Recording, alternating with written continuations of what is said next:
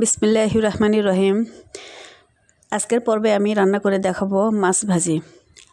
Different পদ্ধতিতে different স্বাদে মজাদার এই মাছ ভাজি রেসিপিটি শেয়ার করব আমার রেসিপিতে। ভিউয়ার্স, আমি রিনিস কিচেন থেকে বলছি। আসসালামু আলাইকুম। আশা করি আজকের রেসিপিটি আপনাদের অনেক ভালো লাগবে।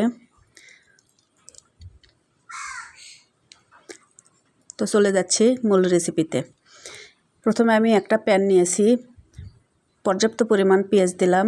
পেঁয়াজের পরিমাণ একটু বেশি নিয়েছি। আদা রসুন করে 1 টেবিল চামচ, ধনিয়া জিরের গুঁড়া 1 টিস্পুন, ওটা হচ্ছে মাছের মশলা 1 টিস্পুন, লবণ স্বাদ মতো দিয়ে নিচ্ছি, হলুদ দিচ্ছি 1/3 টিস্পুন, আর মরিচের গুঁড়া দিচ্ছি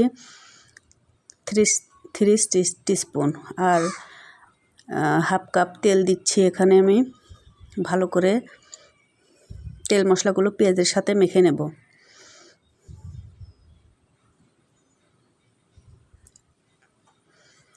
পেঁয়াজটা সফট করে মেখে নেব। এই পর্যায়ে একটু সময় নিয়ে, হলুদের পরিমাণ কম হয়েছিল মনে হয়, তো আমি আর একটু হলুদ দিয়ে নিলাম। ভালো করে পেঁয়াজটা মশলার সাথে মেখে নেব, একটু সফট করে মেখে নিতে হবে ধৈর্য ধরে। আর এই পর্যায়ে আমি মাছ নিয়েছি, এটা হচ্ছে সিলভার কার্প মাছ। এখানে আমি 15 থেকে 16টা পিসেস নিয়েছি। আর সবগুলো মাছ আমি মশলার সাথে মেখে নেব। প্রত্যেকটা মাছের গায়ে যেন মশলা ভালো করে মাখা হয়, এই জন্য একটু সময় নিয়ে মাছটা ভালো করে মেখে নিতে হবে। আর মাখার পরে আমি পরিমাণ মতো পানি দিয়ে এটা রান্না হতে দেব।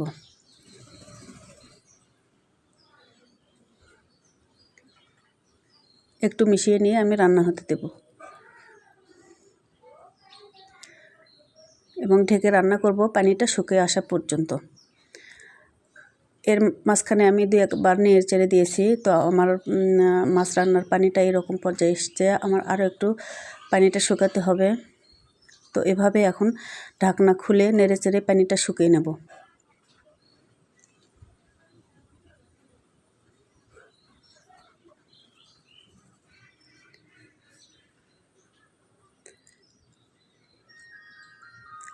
কিছুক্ষণ জাল করে আমি পানিটা শুকনো করে নিয়েছি এবং কিছুটা ঠান্ডাও করে নিয়েছি। এ পর্যায়ে আমি মাছগুলো থেকে কাঁটাগুলো বেছে নেব।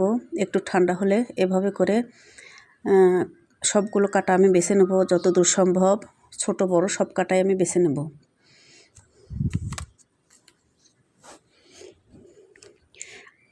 আমরা যারা মাছ খেতে পছন্দ করি না, কিংবা মাছের একটা বাজে স্মেল আছে, সেটা নিতে পারি না, তো এভাবে করে যদি আমরা একবার ট্রাই করি, অনেক মজা করে খাওয়া যাবে।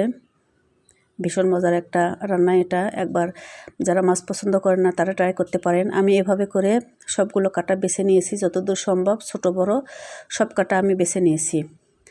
আর এবার শুধু রান্না করে ভেজে নেওয়ার পালা।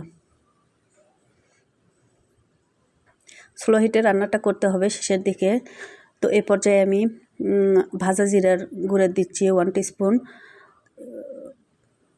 এখানে ধনিয়ার পাতাও ব্যবহার করতে পারেন যদি হাতের কাছে থাকে। তো মাছের রান্নাতে আমার ভাজা জিরার গুঁড়ার ফ্লেভারটাই ভালো লাগে, তাই আমি গুঁড়াটাই দিলাম। আমার রান্নাটা কমপ্লিট পরিবেশনের জন্য। ভিউয়ার্স, ভিডিওটি যদি ভালো লাগে ফ্রেন্ডস আর ফ্যামিলির সাথে শেয়ার করতে ভুলবেন না। আর আমাকে একটু লাইক কমেন্টস করবেন। আপনাদের লাইক কমেন্টস আমাকে অনেক উৎসাহ জাগায় নতুন নতুন ভিডিও তৈরি করতে। যারা ফেসবুক পেজ থেকে দেখছেন প্লিজ পেজটি ফলো দিয়ে রাখবেন, আর যারা ইউটিউব থেকে দেখছেন চ্যানেলটি সাবস্ক্রাইব করতে ভুলবেন না, আর পাশে থাকা বেল আইকনটি প্রেস করে নেবেন। তো এভাবে হয়ে গেল আমার মজাদার মাছ রান্নার রেসিপিটা। গরম গরম ভাতের সাথে খেতে অনেক মজা। আশা করি একবার ট্রাই করবেন, আর ট্রাই যদি করেন আমাকে ফিডব্যাক দিতে ভুলবেন না। সবাই ভালো থাকুন। আল্লাহ তাআলা সবাইকে ভালো রাখুন। আল্লাহ হাফেজ।